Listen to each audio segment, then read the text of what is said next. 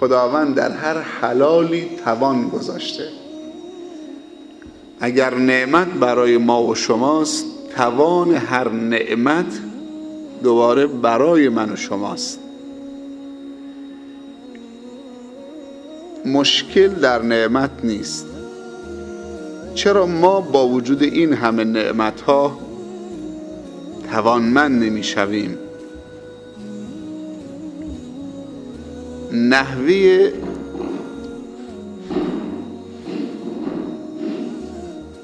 نحوه تعامل ما با نعمت و برخورد ما با نعمت غیر صحیح است، درست نیست، یک جای خلل هست.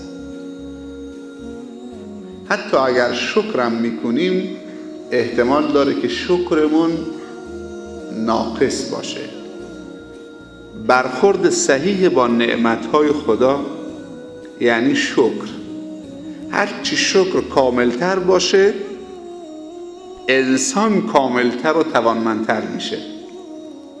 چون نعمت آمده که خلق خدا رو توانمند بکنه. منظور خدا از تجویز نعمتهای مفید توانمندیه برسد آدمی به جایی که به جز خدا نبیند.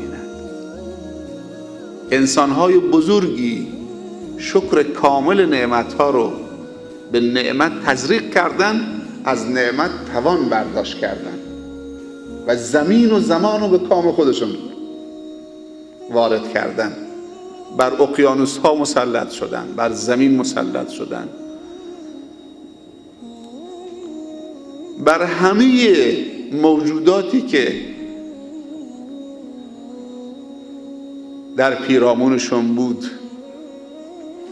مسلط شدن. هیچ چیزی در مقابلشون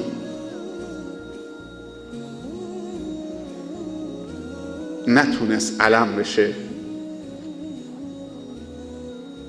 این شکر که از نعمت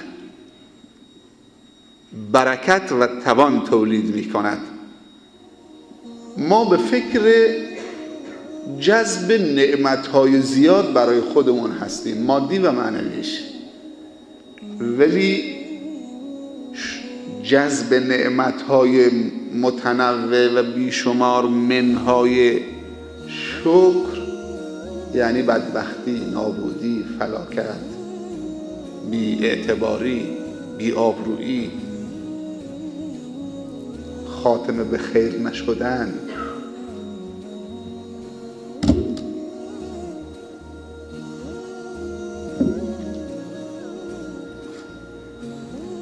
کاملترین شکر میدونید چیه؟ نعمت را در جهت اهداف خدا از خلقت نعمت به کار گرفتن. این کاملترین شکره. خیلی ممنون، متشکر، دست در نکنه، این شکر نیست، این ادبه.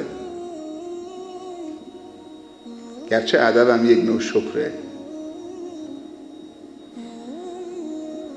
ولی نعمت را در جهت اهداف خدا خالق از خلق اون نعمت به کار گرفتن، این کاملترین شکره. تو نعمتهای خدا چه مادی چه معنوی هدف خلقتش پیدا بکن، کاربریش پیدا بکن، توانمند میشی. نعمت با برکت میشه. هرچی برکت بهش تزریق کرده خدا و توان تولید میشه و در اختیار تو قرار میگیره. و دنیا و زمین و زمان رو به کام خودت ببر. چرا از شکر غافلیم؟ تشکر طلاب سال سوم متوسطه از الله چیه؟ بعضی موقع فکر میکنیم در مقابل یک نعمت، میشنویم از پدر و مادرمون میگن 100,000 بار شکر. این هم یه نمونه شکره. 100,000 بار شکر. شکری که سبب توانمندی میشه شکر عملی است. لئن شکرتم لازیدنکم شکر قولی نیست، گرچه اونم لازمه، ولی شکر عملی است. مثل الذین ینفقون اموالهم فی سبیل الله کمثل حبة. انفاق یک نوع شکر نعمت مال هست. اگه میخوای به مالت احترام بگذارید انفاقش کن، این تشکر مالته.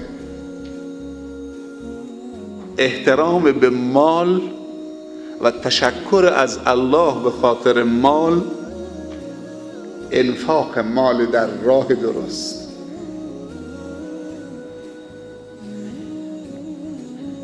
اگه میخوای احترام به چشمت بذارید مطالعه مفید داشته باش. اگه میخوای احترام به دلت بذارید قصد خیر کن. اگر میخوای احترام به فکرت بگذارید تصور مثبت داشته باش، اندیشه مثبت، تفکر مثبت. اگر میخوای احترام به پات قائل بشید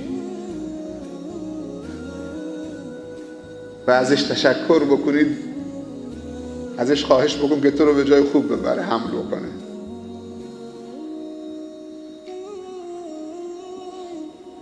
اینا همش احترام گذاشتن به چشم، گوش، مال، دوست، رفیق، استاد، شاگرد، ماشین، ضبط، میکروفون.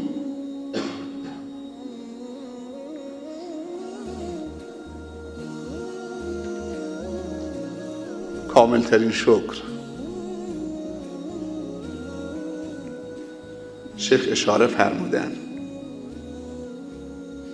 صالح و مصلح.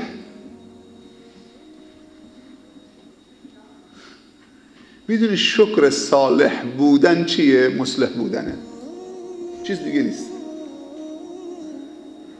تویی که سوم متوسط خوندی صالح شدی، شکر این صالح شدنت مصلح شدنته. دیگران تلاش کردن که تو صالح بشی، حالا شدی. تشکر تو چیه؟ این که تو تعهد بدی که مصلح بشی در جامعه تا زحمات دیگرانو. شکر صالح شدن مصلح شدنه، وگرنه صلاحت از دستت میره. هر کسی خودش تنها صالحه، تو فکر خودشه، آخرم بدبخت میشه اگر به فکر صلاح جامعه نباشه.